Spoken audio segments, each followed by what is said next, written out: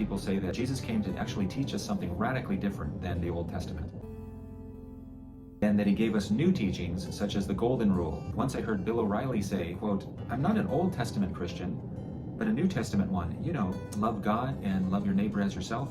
When Jesus said what the two greatest commandments are, he was quoting directly from Deuteronomy and Leviticus. You shall love the Lord your God with all your heart, with all your soul, and with all your strength. And Leviticus 19:18, you shall not take vengeance or hold any grudge against the children of your people, but you shall love your neighbor as yourself. I am the Lord. In Yeshua's own words, he said that he didn't come to teach anything other than what his Father's words were. That he did nothing other than what he saw his Father do. I can of myself do nothing. As I hear, I judge, and my judgment is righteousness, because I don't seek my own will, but the will of my Father who sent me. John 12:49 says, for I have not spoken on my own authority, but the Father who sent me gave me a command, what I should say and what I should speak. John 14:24 says, he who does not love me does not keep my words. And the words that you hear are not mine, but the words of my Father who sent me. My doctrine is not mine, but him who sent me. He was talking about Torah. Often I hear people say that Jesus changed the rules because he said things like, Moses said this, but I say to you this, and so contradicting Moses. So they pit Moses and Jesus against themselves.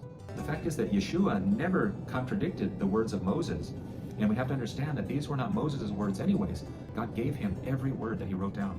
We could say that Jesus was the author of the Torah. Moses just wrote them down under inspiration of the Holy Spirit. But in each case of seeming contrast between Jesus and Moses, not only does Jesus not go against his own law, but he actually takes it to another level. He makes a point that it's not just the outward keeping of the law, it's not the letter of the law, it's the intent of the heart. He said that if we even have thoughts of lust or hating someone in our hearts, we are guilty of adultery and murder. Far from doing away with the law, Yeshua actually holds us to an even higher standard. Some will use the example of the woman caught in adultery to show that Jesus was throwing away the old law for this new law that was grace and mercy. How many times have you heard that the Old Testament is harsh and it's all about judgment and wrath, and the New Testament's all about mercy and grace and love? But this is the same God. You know, God does not change. Jesus actually uses Torah to save the woman's life. It was a commandment to have at least 2 or 3 witnesses in order to deliver a death penalty. In the woman's case, there were not 2 witnesses that came forward, though she was free to go. Note that Yeshua said, go and sin no more. And remember, sin, by definition, is violation of God's law.